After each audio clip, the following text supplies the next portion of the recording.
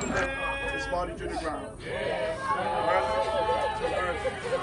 It's a scene that has played out more than anyone would expect. Another funeral for another victim of another homicide in the beautiful and quiet Turks and Caicos Islands. For years the Turks and Caicos boasted about its unusually low crime and homicide rate, but that all changed. In August of 2018, the deadliest month on record, 4 young men lost their lives as a result of homicides. On August 3, 2 men died just hours apart.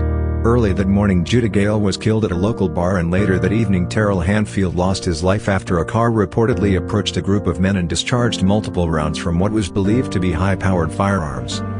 On August 23, a local basketball player Irvin Walken was shot at point-blank range moments after he left his workplace for his daily lunch break. Irvin was rushed to hospital, but he later succumbed to his wounds and died in surgery. The funeral scene. The weeping. The tears. As another young man was taken from this life. Another family left with no answers.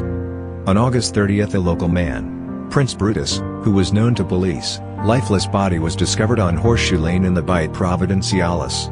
It was later reported that a single gunshot had ended his young life. In September the killing continued. On September 9th another young man, D'Angelo Harvey, was taken out of this work by a bullet from a gun that he was reportedly using to assault an establishment.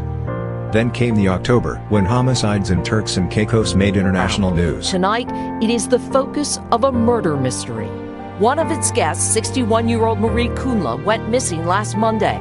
The next morning in these bushes near the resort, her body was discovered by one of her traveling companions. Helma Hermans was on the trip with Kunla. On October 27th, Kyle Chip Williams was gunned down in the nation's capital of Grand Turk. His death remains unsolved. In 2019, the homicides continued. And while the names of victims will be withheld at this time because of active investigations, what is known is that between August 1, 2018 and August 1, 2019 there have been 14 reported homicides. There seems to be no end in sight. A new governor, a new commissioner of police, but he too have seen firsthand that the homicides are not abated. Where are the community leaders? Where are the answers? Today we call on the pastors and church leaders, the government and the opposition to please take time to address these violent gun crime killings, because they can only be resolved if we as a community take a holistic approach and fight this growing problem before it takes root in our society.